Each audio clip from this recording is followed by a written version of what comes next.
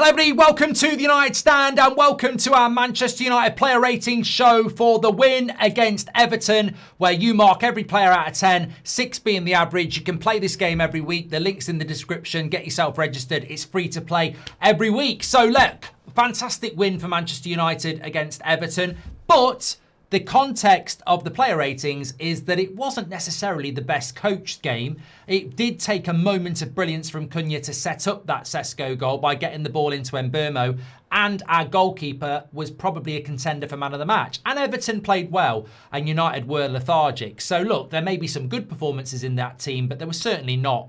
There was certainly a few bad performances as well. So look, let's start off with Lammens, and I think he has to be an early contender for man of the match. I mean, I don't know whether I can give him an 8, but I'd certainly give him a 7.5. 8.2 for you. So, look, happy with that. But, look, 8.2. The reason I'm giving him an 8 straight away is because where was the worldies? There wasn't any worldies. He wasn't swamped with chance after chance after chance. I think what we saw from Lammens was something that we haven't seen in the previous 2 years, was that plenty of standard saves where he held onto the ball, didn't squirm away from him. Lovely save from Michael Keane where he gets it from safety, and numerous corners where he punched it away, kept himself composed. And this is a goalkeeper in his first season in the Premier League. And you can never, ever, ever just say, well, they're standard saves and he's just doing his job.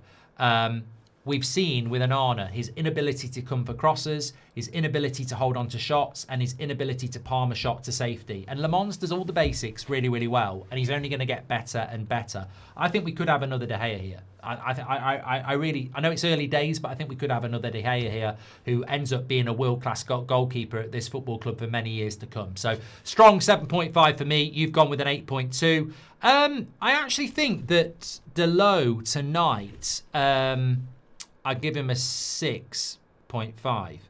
6.2. Yeah, if I could give a 6.25, I probably would. Average is 6. I thought he was slightly above average for Delo, 6.5.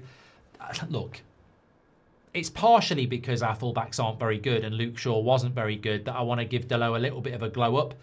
He never stops running. He's obviously dedicated to the cause, but if there was an award for somebody, I'd probably give him the most improved, which is basically the award you give to somebody who you don't think is that good, who's actually not done that bad. Yeah, look, it wasn't revolutionary, but it wasn't terrible. So he can have a 6.5 from me. Yoro, again, as well, probably around a 6. 6.5 again. Different circumstances. I think Lenny Yoro, we did miss Martinez tonight. And look, all those corners will do him the world of good, because Harry Maguire revels in games like this. He might not like a high line and people running at him at pace with space behind, but defending your 6-yard box from crosses, Harry Maguire, I've lost count of the amount of good games he's had at Everton over the years because they put crosses in the box and he loves it. So that'll be a good learning experience for Yoro, and I'd happily give him a 6 or a 6.5 tonight. There was a few people saying it was terrible. I must have watched a different game. I don't think it was terrible at all. Maguire for me tonight, I've got to give him a 7 because I gave a 7.5 to Lammens, so he wasn't on that level. Maguire, Everton, crosses. He'd be a brilliant player for Everton. Maguire could go and play for another 3 years for Everton next to Tarkowski, and they'd be brilliant. Like, he loves headers. He loves crosses into the box. That's all Everton had. And Harry Maguire will have a brilliant game if he's defending the edge of his box with crosses coming into it. You can't knock it. You can't knock it. It was a good performance from Harry Maguire tonight. Luke Shaw, 5. I don't know what people are doing saying that he wasn't far off average. I thought he was below average. You're a left back. We're playing bad. There's no intensity. And he's basically stood on the halfway line smiling at Harry Maguire. Like, you're a left back, mate. You know, people knock Delo, but his energy to go back and forward is there. What he does when he's there, okay, you might criticise it, but he is there, back and forth. Luke Shaw, I know why he's played so many minutes this season, because he's not exerting himself. He's not doing the things that might get him injured. It's almost like it's self-preservation to hang in there and say, Thomas, can I go to the World Cup? And I know people will say that's harsh, but When your left backs just stood on the halfway line, not pushing forward in a game where you're not creating anything, I'm like, well, surely we should just take him off and put Mazraoui on, or maybe put Ahmad left wing back. Like, we're just dead down that left hand side, and then it impacts Cunha, who needs somebody to overlap so that we can get the ball down the left-hand side and he can invert, or he can even get the ball. So I don't, and also I thought Ndia, when he got up against him, gave him loads of problems. So I don't think it was a good performance from Luke Shaw. I thought it was below par. Ricky's going to go mad. Casemiro, I wouldn't say he was as bad as Shaw, but I'd give him a 5.5. I mean, it's mad. Yeah, I mean, people are saying the same as Shaw, aren't they? But no, I would say a 5.5 Casemiro. He's had a very good season for us.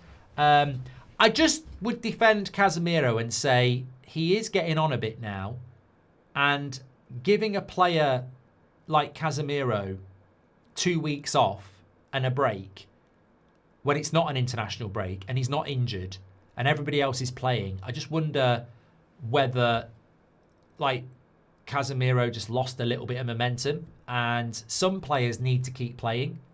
Like, some players can stop, start. Some players need to keep playing. Wayne Rooney was like this. Wayne Rooney, when he used to come back from injury, it'd take him 3 or 4 games just to get up to speed again. Whereas some people can be injured for 2 weeks and come back like that. And I just think with Casemiro, maybe he's a bit undercooked in the sense that, he's been on it all season, and then, you sort of, he's not ready. He's not ready to come out and perform. Mainu, I felt like the game passed him by. I mean, I don't know whether I'd go as low as a 5.5. I'd probably go with a 6 with Mainu. Yeah, I agree. 5.7, higher than Casemiro. Yeah, passing's always tidy. Put a lovely cross into the box. I mean, I forgot about that chance. That chance for Mbeumo was probably the second best chance of the game. Probably should have scored. I mean, I didn't even remember that in the match reaction. That was a chance. And that was an amazing cross by... And look, we're going to praise Cunha for that ball that sets up the goal that wins it. But if Mbeumo takes that chance, it's an amazing cross by Mainu. So there's good parts of Mainu's game. Defensively, in a game like that, I thought our midfield struggled a bit today. But offensively, okay. Ahmad today, you've got to give him... Like, if I'm giving Shaw a 5, I've got to give Ahmad a 5. I mean, I've got to be fair. I like Ahmad. I think he's had a bit of unfair criticism, if we're being completely honest. However, today it wasn't a very good performance, and it's the output, isn't it? I think when you're having a bad game, but you create... It's like Bruno. Bruno can have a bad game, get 2 assists, and you go, that's Bruno. With Ahmad, because he hasn't got the output, he can't really carry a bad game. So it wasn't a great game for Ahmad today, I would admit. And for Bruno, I mean, Bruno's got to be in the 5.5 category for me. I wouldn't put him as bad as Shaw and Ahmad, but I'd put him in there with Casemiro. He looked tired today, Bruno. And for a player that could probably play every game of the week for a month, why does a player that has 2 weeks off look so tired? And again, I sort of look at it and go, Casemiro's into his 30s, Bruno's into his 30s. These breaks where you give them time off in a season, is there a bit of a theme there that Bruno could literally play a charity game for 24 hours and be fine? And he has 2 weeks off. He comes into the game today and he looks miles off, and he looked tired at the end. And also, the amount of times in the first half Bruno got the ball and passed backwards, it was almost like he was ill. I wouldn't be surprised if tomorrow morning Carrick comes out and says Bruno played with an illness, because he just didn't play like himself at all. And I will let him off that because he's such an important player for us. But it was an off day for Bruno again. Some people are saying it's because it's the low block and he was off against West Ham as well. Let's see what happens in the next couple of games. Cunha, I think you've got to give him a 6.5. I thought his work rate was really good. I thought the pass wins us the game. I know he doesn't get the assist, but the pass into Mbeumo that leads to Sesko, that's it. That's the game we draw with. If he doesn't do that, we draw.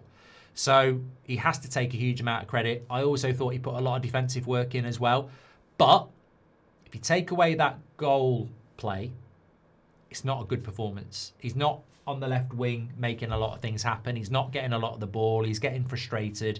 We didn't spend £60 million on Cunha to stick him on the wing out of the position and not have him on the ball. So a bit of a Bruno performance for me. You know, sometimes where Bruno can have a bad game but get a couple assists and he gets man of the match. I think with Cunha today, Wasn't necessarily a great game, but put a lot of effort in and was a game changer. So 6.5. Mbeumo, I think Mbeumo and Cunha have been good signings for Manchester United. But I do think that we can get Mbeumo bad performances and we can get good performances. I think today he got an assist. I think so much of Mbeumo's poor performance was because he's being played out of position. And then he goes to his natural position and he ends up getting an assist. And his numbers at Brentford were incredible. And we've not really seen him on the wing much at all. In the Amorim system, he was a 10. And in the Carrick system, he's been a striker. And I'm just thinking, maybe we should just put Mbeumo on the right wing for the rest of the season and see what happens. Because he might start replicating them numbers he had at Brentford. And those numbers he had at Brentford would be very useful for us in getting to the Champions League. So, look, I'd like to see Mbeumo playing on the wing a little bit more. Probably give him a 6 today. Yeah, I think a 6, an average 6. Same for Mazraoui. Came on and did okay. Aiden Heaven as well. But Sesko, for me, it's got to be a 7, hasn't it? It's got to be a 7 for the goal. I wouldn't go as far as a 7.5 because I gave Lammens a 7.5 and I gave Maguire a 7. I mean, at the end of the day, Sesko should score that chance. And beyond that, he wasn't really in the game. He ran around a lot, but he scored the goal. So I'll give him a 7. But he needs to start games for Manchester United. The bigger question for me is for Sesko is why is he not starting games for Manchester United? We would have lost to West Ham without him, and we were crap against Everton without him. And he's basically made us relevant in the last 2 games. I don't know why he didn't start today. I think it's criminal, to be honest. And a lot of people agreed with me. He should have started. Why we picked the same team that started against West Ham when we were shit against West Ham is baffling. Why we didn't start the guy who got us back into that West Ham game when we were going to be playing another low block is baffling. And lo and behold, the fans were right because we were crap until he came on. Then he came on and he scores the winner. So for me, the bigger thing is Sesko needs to start the next game.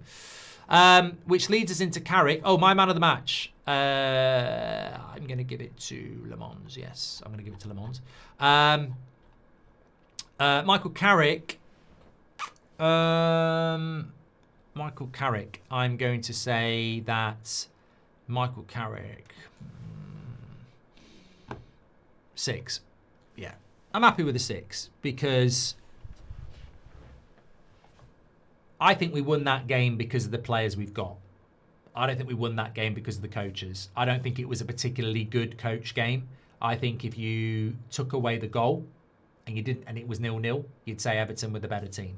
They moved the ball around better. They were more energetic. They played better passing. They built up better. They just had no real quality in the final third, and we had a very good centre-back and a very good goalkeeper. They created a lot more than us. They controlled the game better than us. They played with more intensity than us. And there's no real excuse for that because we've got better players and we've had 2 weeks off. So that's a failing on the coaching side from me. But he did get Sesko on the pitch. Sesko did score the goal. And we did keep a clean sheet. And we did win the game. So I think a 6 is a fair result. But I want to see better. Crystal Palace on Sunday, I want to see a better performance. Newcastle next Wednesday, I want to see a better performance. Because there's a good chance we can come out of those games unbeaten. There's a good chance he could stay unbeaten for a long time, but it would be nice to not just be totally reliant on individuality. Like, I think in the last 2 games, there's not been a lot in the way of system, whereas against Arsenal and Man City, it felt like there was a bit of system, and now it doesn't feel like we've got that. So let's see if we can get that back against Palace at Old Trafford at the weekend. Man of the match, I'll be stunned if it's not Lammens. There we go. Your man of the match and mine. 85% of the vote, Lammens. Smash a like on the video for that. Absolutely smashed it. And look, there might not have been the worldy save. I thought the save from Michael Keane was good, but it's just the stability, the consistency. Give me a goalkeeper that's going to make consistently good decisions over a goalkeeper that's erratic but makes worldies. And Lammens is just Mr. Consistent. He just does everything well, and it's really, really, really exciting for us. Thanks so much for watching. Player ratings show, just to let you know, I should have said it at the start of the video. So for the next few weeks, we're just going to do player ratings as a standalone show. The reason we've done that is because the match reaction was, which I love doing straight after the game, was turning into so long, and we've got a fan forum waiting to go. And in the old days, I'd do like 15 minutes of chat and then 15 minutes player ratings, and we'd be done in half an hour. But we've now realised that we're doing half an hour on the match reaction before we do the player ratings, and the fan forum are waiting to go. So we're just going to separate the player ratings and the match reaction and see how that goes for the next few games, and just see if that's the right way to go. So get your comments in. Make sure you smash a like on the video and subscribe. I'll speak to you on the next one.